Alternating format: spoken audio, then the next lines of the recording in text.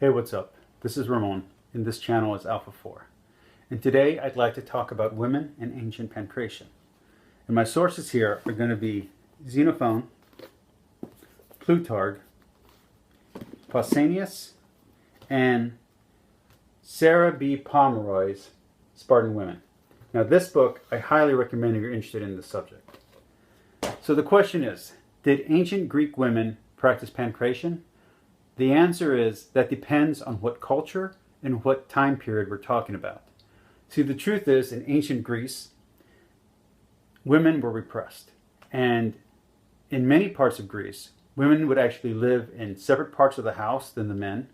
They would have to wear veils, and they would not be allowed to leave the house without a male escort. So, for the majority of women, the answer is simply no.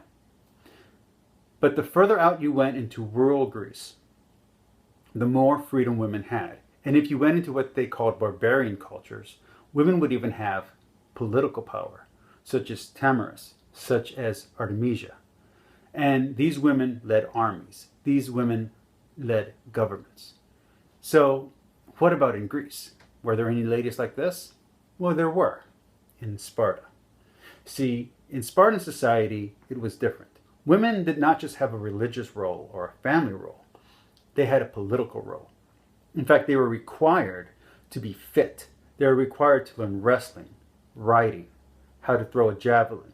They would kick butt all the time in the Herian games, maybe even in the Gymopedia games, which I'm probably mispronouncing that.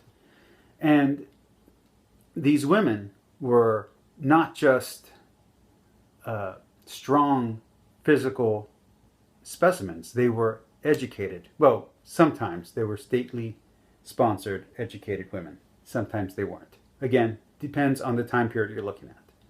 And these women, such as Gorgo, such as other women who won the Olympics, other women who led other women into battle. Now, this was more in a nurse type role, as we would understand it, but still, these are women who would take command, who would take control, who would fight. These women could have practiced Pankrátion, but the women would not have gone into war with the male hoplite outfit. Okay, they just wouldn't go to war that way. It's not a spear and the Corinthian helmet and the cloak. These women would have had a small axe called a sergus. They would have a buckler, which is like a small shield that kind of covers your hand only. They would have a dagger. They would have a bow and an arrow. And if that sounds familiar, then that's because you're thinking of Amazons. And Amazons play a big role here because to the Greek mind, especially Greek mercenaries who were out on expedition, they did not understand seeing Sarmatian and Scythian women out on hunting parties. So they had to come up with stories and legends that explained this sight because they couldn't understand a woman being an equal to a man. So if the majority of Greek women didn't practice this, and the women that could have are Spartan women, are there any records? Well, there are records of women in battle. There are records of women with this outfit that I just described. There are even records of wives and mothers getting on top of rooftops and throwing stones down on invading armies. But there's no one passage that says this woman was great in Pankrátion. That just doesn't exist. But there is a record after the decline of Greece, after Sparta has fallen from prominence, and that's in Rome.